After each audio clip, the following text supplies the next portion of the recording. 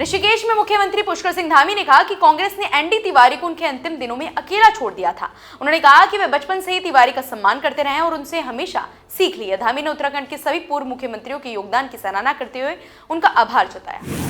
केंद्रीय वाणिज्य एवं उद्योग मंत्री पीयूष गोयल ने कहा कि भारत में खिलौनों के आयात में बड़ी गिरावट आई है और अब घरेलू बाजार की ज्यादातर मांग मेड इन इंडिया खिलौनों से पूरी हो रही है। नई दिल्ली में टॉय बिज इंटरनेशनल B2B एक्सपो को संबोधित करते हुए उन्होंने कहा कि भारतीय खिलौना निर्माता देश के विकास में अहम योगदान दे रहा है।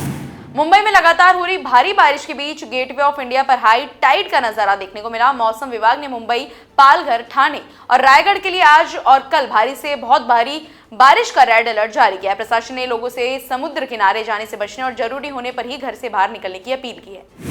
गोवा में आम आदमी पार्टी के राष्ट्रीय संयोजक अरविंद केजरीवाल ने राज्य की स्वास्थ्य व्यवस्था को लेकर सवाल उठाए हैं। उनका दावा है कि गोवा के करीब 90% लोग सरकारी अस्पतालों पर निर्भर है, क्योंकि निजी इलाज आम लोगों की पहुंच से बाहर है। उन्होंने कहा कि गोवा मेडिकल कॉलेज अस्पताल में मरीजों की भीड़ है और दवाइयों की भी कमी है। नागपुर में महाराष्ट्र सरकार के मंत्री चंद्रशेखर बावनकुले ने उद्धव ठाकरे पर निशाना साधते हुए कहा कि अब उन्हें अपनी गलती का एहसास हो रहा है। उन्होंने आरोप लगाया कि वोटों के लालच में उद्धव ने कांग्रेस से गठबंधन किया और अयोध्या जाने से भी परहेज किया। बावनकुले ने कहा कि अब उनका बदला रुख कितने दिन टिकता है कि देखना होगा। E20 एथेनॉल पेट्रोल मिश्रण कार्यक्रम में एक्सपर्ट वर्तिका शुक्ला ने कहा कि एथेनॉल उत्पादन के स्रोत बढ़ाने से भारत की कच्चे तेल पर निर्भरता कम हुई है। उन्होंने कहा कि पश्चिम एशिया संकट के दौरान भी इससे देश को काफी राहत मिली। साथ ही उन्होंने बताया कि दुनिया के कई देश वर्षों से अलग अलग अनुपात में एथेनॉल मिश्रित ईंधन का इस्तेमाल करते हैं।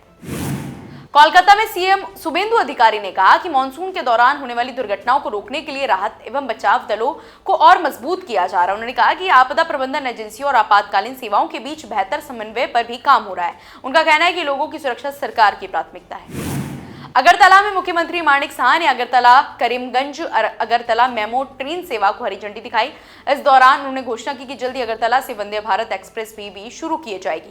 उन्होंने कहा कि इससे राज्य की रेल कनेक्टिविटी और यात्रा सुविधाएं बेहतर होंगी। ग्वालियर में केंद्रीय मंत्री ज्योतिरादित्य सिंधिया ने कहा कि कल शिवपुरी में 3000 करोड़ रुपए के रक्षा क्षेत्र के प्लांट की आधारशिला रखी जाएगी। उन्होंने कहा कि इससे जवानों को आधुनिक हथियार मिलेंगे। दिल्ली के दक्षिण जिले की AATS ने अंतर्राज्यीय ठग गैंग को 2 शातिर बदमाशों को गिरफ्तार किया है। आरोपियों के पास से 6 लाख रुपए नगद, लैपटॉप, मैकबुक, मोबाइल, सोने चांदी के गहने और वारदात में इस्तेमाल की गई स्कूटी बरामद हुई है। पुलिस के मुताबिक दोनों कई चोरी के मामलों में शामिल हैं और जांच अभी जारी है। शिमला में मुख्यमंत्री सुखविंदर सिंह सुक्खू ने कहा कि हिमाचल मंत्रिमंडल का विस्तार जल्द होगा और इसका फैसला पार्टी हाईकमान करेगा। उन्होंने कहा कि कैबिनेट में एक खाली पद को भरना जरूरी है। राम मंदिर दान घोटाले के आरोपों पर सुक्खू ने कहा कि भगवान के नाम पर चंदे में गड़बड़ी करने वालों को बख्शा नहीं जाना चाहिए।